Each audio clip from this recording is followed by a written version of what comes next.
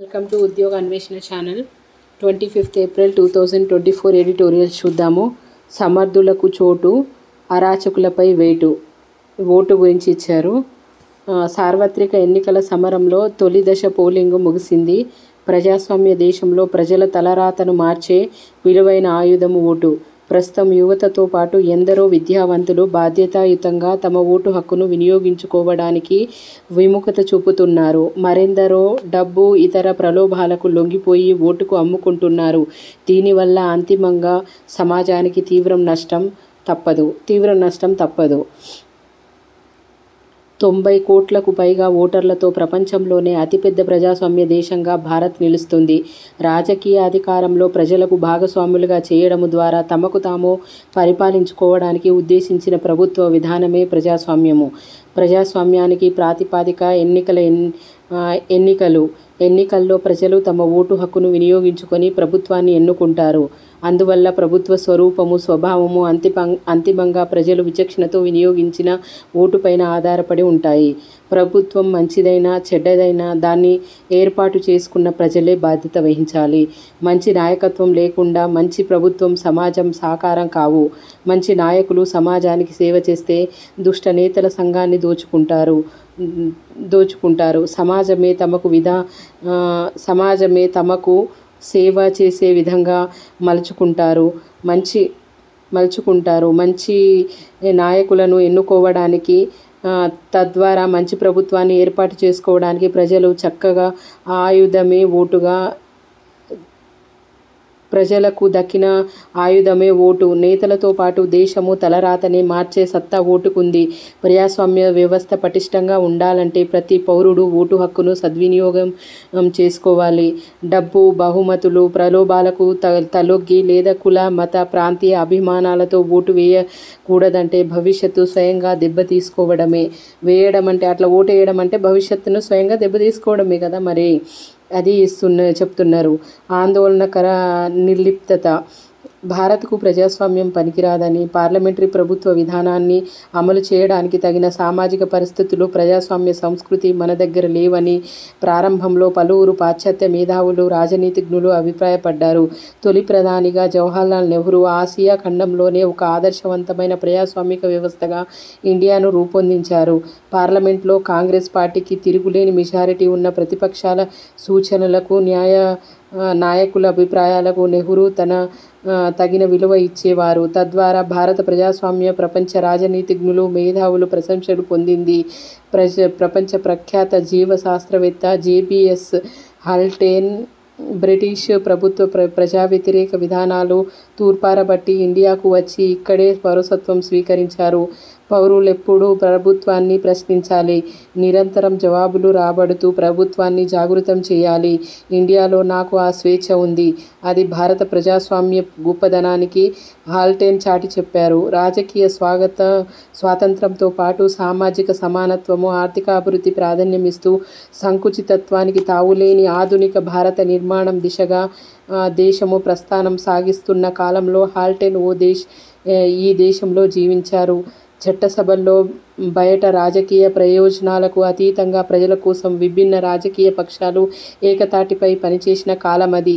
అటువంటి భారత ప్రజాస్వామ్యము 21వ శతాబ్దం వచ్చేసరికి నైతిక, సామాజిక విలువలకు తిలోదాలిచ్చి ధనస్వామ్యంగా నేరస్వామ్యంగా పరిణామం చెందడం తీవ్ర ఆందోళన కలిగిస్తుంది. కొన్నేళ్లుగా భారత రాజకీయ నాయకుల్లో అధికార దాహమో, పదవుల కోసమో ప్రజలను వర్గాలుగా చీల్చడం, వ్యక్తి పూజ పెరిగిపోయాయి. ప్రజాసేవలాగా కాకుండా రాజకీయాలను వృత్తిగా భావించే అవినీతి పరుల సంఖ్య అధికమైంది. ప్రజల నిర్లిప్తతకు తోడు అవినీతి వ్యవస్థీకృతం కావడంతో రాజకీయ వ్యవస్థ ప్రక్షాళన చేయలేని స్థాయిలో భ్రష్టుపడిపోయింది. ఈ క్రమంలో ఓటు వేయడం అనేది ప్రాధాన్యం కోల్పోయింది. తమ చేతిలో ఉన్న ఓటును శక్తిని గుర్తించని ఎంతోమంది నోటుతో మందుకో ఇతర స్వార్థ ప్రయోజనాలకు అమ్ముడుపోతున్నారు. దీన్ని సొమ్ము చేసుకుంటున్న స్వార్థ శక్తులు అధికారాన్ని చేజిక్కించుకొని ఆ తర్వాత అడ్డగోలుగా దోచుకుంటున్నాయి. ప్రజలను శాసించే చట్టాలు చేస్తున్నాయి. లోక్సభ ఎంపీల్లో 2004లో 30% ఉన్న కోటీశ్వర్లు సంఖ్య 2009 నాటికి 82%కి పెరిగింది. నాడు 24%గా ఉన్న నేర చరితులు 44%కి పెరిగాయి. 2018లో ఎన్నికైన ప్రజాప్రతినిధుల్లో 29% తీవ్ర అభియోగాలకు గురయ్యారు. పాలకుల దుర్విధానాల వల్ల ప్రజాస్వామిక సంస్థలు, రాజ్యాంగ వ్యవస్థలు క్రమంగా నిర్వీర్యమవుతున్నాయి. మరోవైపు రాజకీయాల పట్ల విద్యావంతులు, యువత నిర్లిప్తతతో వ్యవహరిస్తున్నారు. ఫలితంగా స్వాతంత్రం సిద్ధించి 7.5 దశాబ్దాలు దాటినా ఇప్పటికీ ఇండియా అభివృద్ధి చెందుతున్న దేశంగానే మిగిలిపోయింది. పేదరికము, అవిద్య, నిరుద్యోగము, అనారోగ్యము సమాజాన్ని పెనుభూతంలా పట్టి పీడిస్తున్నాయి. ప్రజా చైతన్యం కీలకము. ప్రజలు, ముఖ్యంగా యువత తమ ఓటు హక్కును వినియోగించుకునేలాగా చేయాలని కేంద్ర ఎన్నికల సంఘం ఎన్నో చర్యలు తీసుకుంటుంది. ప్రజల్లో ఓటు పట్ల అవగాహన, యువ ఓటర్ల నమోదు ఉంటుంది. ప్రజల్లో ఓటు పట్ల అవగాహన, యువ ఓటర్ల నమోదు పెంచడానికి 2011 నుంచి జనవరి 2011వ సంవత్సరం నుండి జనవరి 25ను జాతీయ ఓటర్ల దినోత్సవంగా నిర్వహిస్తుంది. ఎన్నికల సంఘం ఎన్ని ప్రయత్నాలు చేసినా ప్రజల్లో చైతన్యం రాకుంటే ప్రజాస్వామ్యం బలోపేతం కాదు. దేశ భవిష్యత్తు బాగుపడాలన్నా, యువతరం ఉపాధి అవకాశాలు పెంపొందించుకోవాలన్నా విలువతో కూడిన సమర్థ ప్రభుత్వం ఏర్పడాలి. అందుకు ప్రతి ఒక్కరూ తప్పనిసరిగా తమ ఓటు హక్కును వినియోగించుకోవాలి. ఎన్నికలు జరిగే రోజు కేవలం ఒక సెలవు దినంగా భావించి ఓటర్లు పోలింగ్ కేంద్రాలకు దూరంగా ఉండిపోయిన ప్రలోభాలకు ఓటుకు అమ్ముకున్న సమాజ అభ్యున్నతికి అది గొడ్డలి పెట్టే.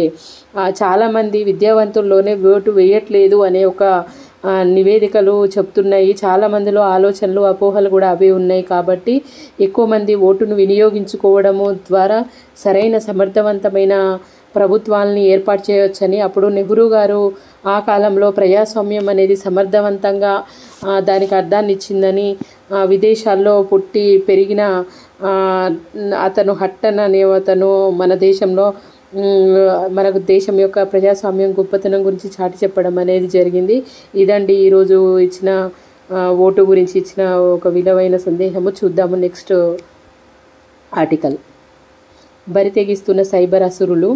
చాలాసార్లు చూసినాం మనము ఈ సైబర్ అటాక్లు ఎక్కువ పెరిగిపోతున్నాయని. నానాటికి మన దేశంలో సైబర్ నేరాలు రోజు రోజుకు పెచ్చరిల్లిపోతున్నాయి. ఈ విభాగంలో భారత్లో ప్రపంచంలోనే టాప్ 10లో చేరింది. 100 దేశాలతో అంతర్జాతీయ సైబర్ నిపుణులు రూపొందించిన ప్రపంచ సైబర్ నేరాల సూచీలో మన దేశం 10వ స్థానంలో నిలవడం ఆందోళనకరం. అంటే మనం టాప్ 10కి వచ్చేసినాం. అంటే 10th ప్లేస్కి ఇండియా వచ్చింది. అంటే 100 అవుట్ ఆఫ్ మనం 10th పొజిషన్కి వచ్చేసినాం అన్నట్టు.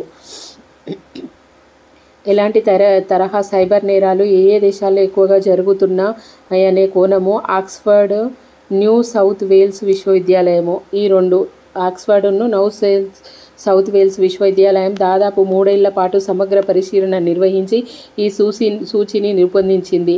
ఇందులో రష్యా అగ్రస్థానంలో, రష్యా ఫస్ట్ ప్లేస్లో ఉంది, ఇందులో నిలిచింది. Ukraine, China, America, Nigeria, Romania, ఉత్తర కొరియా, బ్రిటన్, బ్రెజిల్ 2 నుంచి 9 స్థానాలు ఆక్రమించాయి. మాల్వేర్ వైరస్ను జొప్పించి కంప్యూటర్ను స్తంభింపచేయడము, ఆన్లైన్ వ్యవస్థలపైన దాడులు చేసి పని చేయకుండా అడ్డుకోవడము, వైరస్ను తొలగించడానికి భారీగా డబ్బులు డిమాండ్ చేయడము, సమాచారం తస్కరణ, వ్యక్తిగత వివరాల చోరీ, ఖాతాలు పనిచేయకుండా మొరాయించేలా చేయడము, ధ్రువపత్రాలు జారీ, ఉద్యోగ కల్పన, ఇంటి నుంచి పనిచేసే అవకాశాలు ఇప్పిస్తామని రకరకాల ఆశలతో ఆన్లైన్లో డబ్బులు వసూలు చేసి మోసగించడము, క్రెడిట్, డెబిట్ కార్డుల మోసాలు, క్రిప్టో వంటి వర్చువల్ కరెన్సీల పేరిట వంచడము ఇవన్నీ సైబర్ నేరాల కిందే పరిగణిస్తాయి. వీటిలో ఒక్కో దేశము ఒక్కో తరహా సైబర్ నేరాలకు ప్రసిద్ధి చెందిందని నివేదిక వెల్లడించింది. మన దేశానికి సంబంధించిన ప్రముఖ విద్యా సంస్థలో ప్రవేశాలు, పెద్ద పెద్ద కంపెనీల్లో ఉద్యోగాలు ఇప్పిస్తామని ముందుగానే ఆన్లైన్లో డబ్బులు తీసుకొని మోసగించే నేరాలే ఎక్కువ అని పేర్కొంటుంది. ఇది మన దేశానికి సంబంధించిన నేరాలు, సైబర్ నేరాలు. నేరాల తీవ్రత. ఆర్థిక సంబంధిత సైబర్ నేరాలు 2023లో 11.30 లక్షల దాకా జరిగినట్లుగా కేంద్ర ప్రభుత్వం ఈ ఏడాది ఫిబ్రవరిలో లోక్సభలో ప్రకటించింది. వీటి విలువ 7,488 రూపాయల కోట్లు. ఇందులో సగానికి పైగా ఉత్తరప్రదేశ్, ఎక్కువగా ఉన్నాయి యూపీలో. ఆ తర్వాత మహారాష్ట్ర, గుజరాత్, రాజస్థాను, హర్యానాలో ఇవి టాప్ 10 అన్నట్టు. టాప్ 5 ఏమేమి ఉన్నాయంటే యూపీ ఒకటి, నెక్స్ట్ మహారాష్ట్ర, ఆ నెక్స్ట్ ఏంటిది గుజరాత్. గుజరాత్ తర్వాత ఏమున్నది రాజస్థాన్ ఆ నెక్స్ట్ ఏమున్నది హర్యానా. ఈ టాప్ 5 అంటే మనకి ఇవి నార్త్ అంటే మిడిల్లో ఉన్నాయి, డక్కన్ ప్లాటీలో ఉన్న రాష్ట్రాలుగా చూసుకోవచ్చు మనం వీటిని. ప్రతిస్పందన బృందం గణాంకాలుగా ఇవి ఉన్నాయి. భారత కంప్యూటర్ అత్యవసర ప్రతిస్పందన బృందం గణాంకాల ప్రకారంగా 2022లో దేశంలో సైబర్ భద్రతను దెబ్బతీసే ఘటనలు 13.91 లక్షలు చోటు చేసుకున్నాయి. 2018లో వీటి సంఖ్య 2.08 లక్షలు మాత్రమే. 4 ఏళ్లలో 6 రెట్లు కావడము సైబర్ నేరాల తీవ్రతను నిదర్శనము. ఎన్ని రెట్లు పెరిగిందంటే ఇప్పుడు 4 ఏళ్లలోనే 6 రెట్లు, అంటే ఇయర్ చొప్పున చూడండి 1.25% పెరిగినట్టు అన్నట్టు ఇది. ఇవన్నీ రికార్డులో నమోదవుతున్న కేసులకు సంబంధించి గణాంకాల. సైబర్ దాడుల బాధితుల్లో చాలామంది వాటి నుంచి ఫిర్యాదు చేయడం లేదు. ఫిర్యాదు చేసే విధానము తెలియని వారు, తెలిసినా మౌనంగా ఉండిపోయే వారి శాతం ఎక్కువే. ఈ భారత జాతీయ చెల్లింపుల సంస్థ NPCI కట్టుదిట్టమైన ఏర్పాట్లు చేయడంతోనే ఫోన్పే, గూగుల్ పే వంటి యాప్ల ద్వారా చెల్లింపుల్లో మోసాలకు అవకాశాలు చాలా తక్కువగా ఉంటున్నాయి. అయితే ఆన్లైన్ మాయాగాళ్లు ప్రమాదంగా ఫేస్బుక్, ఇన్స్టాగ్రామ్ వంటి సామాజిక మాధ్యమాల వేదికగా జనాలపైన వల విసురుతున్నారు. స్వల్పకాలంలోనే లక్షల్లో సంపాదించుకునే మార్గాలను చూపిస్తున్నాము. ఇంట్లో కూర్చొనే రోజు వేలలో సంపాదించే వర్క్ ఫ్రమ్ హోమ్ ఉద్యోగాలు ఇప్పిస్తాము, ప్రముఖ కంపెనీల్లో లక్షల వేతనాల్లో కొలువులు ఇప్పిస్తామంటే ప్రకటనతో ఉచ్చులోకి లాగుతున్నారు. ఆన్లైన్ లాటరీలో కోట్ల రూపాయలు బహుమతులు వచ్చాయని రుసుముల కోసము నామమాత్రంగా కొన్ని వేల రూపాయలను చెల్లించాలంటూ ముగ్గులోకి దింపి లక్షల రూపాయలు దోచేసే ఘటనలో బాధితులు చాలామంది ఉన్నంత అర్హతలు కలిగేవారే ఉంటున్నారు. హైదరాబాద్ వంటి మహానగరాల్లో నిత్యము ఎక్కడో ఒక చోట ఇలాంటి దృశ్యాలు కనిపిస్తుండడం గమనార్హము. కార్డు క్లోనింగ్, స్కిమ్మింగ్ వంటి గిమ్మిక్కులతో క్రెడిట్ కార్డు, డెబిట్ కార్డు వివరాలు తస్కరించి జేబులు గుల్లా చేసే మూటాలు జార్ఖండ్, యూపీ వంటి రాష్ట్రాల్లో వ్యవస్థీకృతంగా పాతుకుపోయాయి. ఇలాంటి సైబర్ అసురులని పోలీసులకే సవాలు విసురుతున్నారు. మాల్వేరు, రామ్సన్వేరు మోసాలు కూడా మన దేశంలో ఇటీవలి కాలంలో పెరుగుతున్నాయని సైబర్ భద్రతా నిపుణులు చెబుతున్నారు. క్లౌడ్ సేవల కార్యకలాపాలను స్తంభింపజేసి ఎంతో కొంత మొత్తం డిమాండ్ చేసే మోసాలు క్రమంగా పెరుగుతున్నాయి. జూమ్, ఫేస్బుక్, ఇన్స్టాగ్రామ్ వంటి వాటిల్లో మోసాలకు పాల్పడే వారి సంఖ్య కూడా అధికమవుతుంది. విస్తృత అవగాహన. స్మార్ట్ ఫోన్లతో ఆన్లైన్లో వసూలు చక్కబెట్టుకోవడము. ఇప్పుడు టికెట్ రిజర్వేషన్ నుంచి టీ కొట్టులో డబ్బులు చెల్లింపు దాకా అన్నింటికీ ఆన్లైన్ చెల్లింపులతో పని పూర్తవుతుంది. పెరుగుతున్న సాంకేతిక పరిజ్ఞానము సమయాన్ని ఆదా చేస్తుందని ఆనందించే లోపే సైబర్ నేరాలు భయపెడుతున్నాయి. ఈ నేపథ్యంలో ప్రజలందరికీ డిజిటల్ అక్షరాస్యత అత్యావశ్యకంగా మారింది. దీనిపైన ప్రభుత్వాలు విస్తృత స్థాయిలో అవగాహన కల్పించవలసిన అవసరం ఉంది. డిజిటల్ ఇండియా లక్ష్య సాధనలో వడివడిగా ముందుకు వెళ్లాలంటే కేంద్ర ప్రభుత్వం డిజిటల్ భద్రతపైన, సైబర్ నేరాల కట్టడిపైన మరింతగా నిశితంగా దృష్టి సారించాల్సిన అవసరం ఉంది. ఇది సైబర్ గురించి ఇచ్చారు. మనం చాలా ఎడిటోరియల్స్ దీని గురించి చూడడం అనేది జరిగింది. చూద్దాం నెక్స్ట్ ఎడిటోరియల్. సత్వర పరిష్కారమే వినియోగదారులకు రక్ష.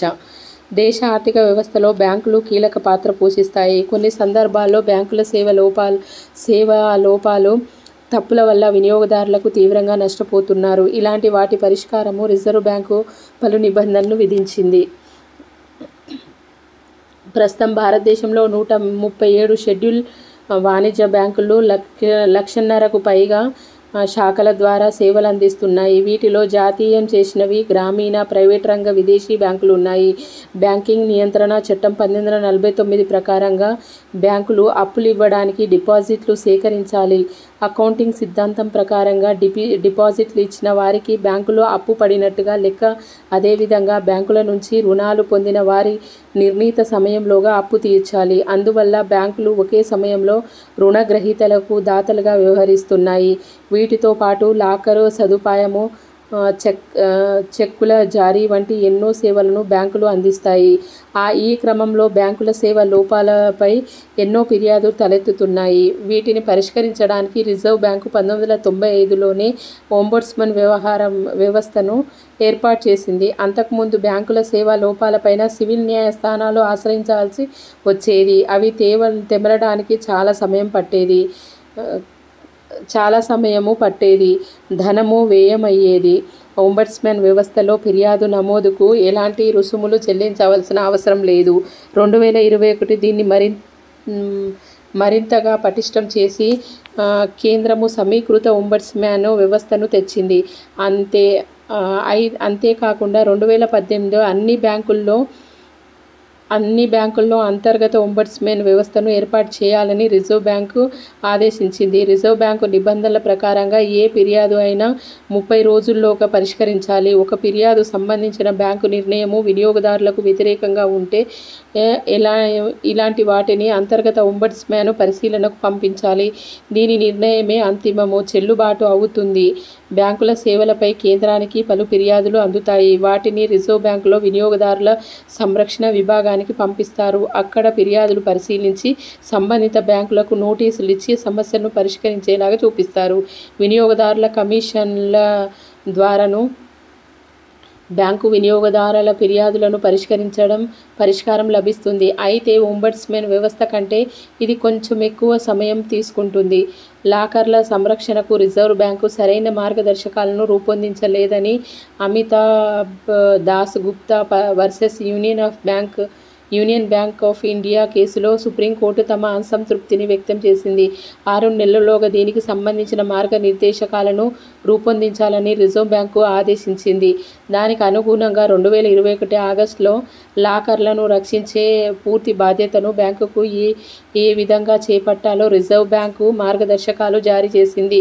ఒకవేళ బ్యాంకులు నిర్లక్ష్యం వల్ల లాకర్లో దాచుకున్న వస్తువులు పోయినా లేదా పాడైన బ్యాంకులు ఆ వినియోగదారులకు 100 రెట్ల లాకరు అద్దె పరిహారంగా చెల్లించాల్సి ఉంటుంది. రుణం పొందాలంటే ఆస్తి పత్రాలను బ్యాంకులను ఇవ్వాల్సి ఉంటుంది. మొత్తం రుణాన్ని వడ్డీతో సహా బ్యాంకులను చెల్లించిన తర్వాత ఆ పత్రము బ్యాంకుకు తిరిగి ఖాతాదారులకు అందిస్తుంది. కొన్ని సమయాల్లో మొత్తం రుణం చెల్లించిన తరువాత కొన్ని బ్యాంకులకు ఆస్తి పత్రాలను ఇవ్వడం చాలా జాప్యం చేస్తున్నాయి. దీనివల్ల వినియోగదారులు రోజుల తరబడి బ్యాంకులకు చుట్టూ తిరగాల్సి వస్తుంది. ఇలాంటి పరిస్థితుల్లో ఇటీవల రిజర్వ్ బ్యాంకు కీలక నిర్ణయం తీసుకుంటుంది. మొత్తం రుణం చెల్లించిన తర్వాత 30 రోజుల్లో ఖాతాదారులు ఆస్తి పత్రాలు తిరిగి ఇవ్వాలని వాణిజ్య బ్యాంకు ఆదేశించింది. నెల తర్వాత జాప్యం జరిగితే ప్రతిరోజు 5,000 రూపాయల వినియోగదారులకు చెల్లించాలని నిబంధన విధించింది. బ్యాంకులకు సంబంధించిన వివాదాల పరిష్కారానికి కేంద్రము, రిజర్వ్ బ్యాంకు ఎన్నో విధానాలను రూపొందించాయి. వినియోగదారులకు తమ అనువైన మార్గాన్ని ఎంచుకున్న వివాదాలను పరిష్కరించుకోవచ్చు. ఇదండి వినియోగదారులకు ఇచ్చిన సత్వర పరిష్కారం గురించి ఓంబడ్స్మన్ గురించి ఇవ్వడం అనేది జరిగింది. ఇవి ఇంపార్టెంట్ ఈ రోజుకు సంబంధించిన ఎడిటోరియల్స్. మీకు కనుక ఈ ఛానల్ నచ్చితే లైక్ చేయండి, షేర్ చేయండి, సబ్స్క్రైబ్ చేయండి.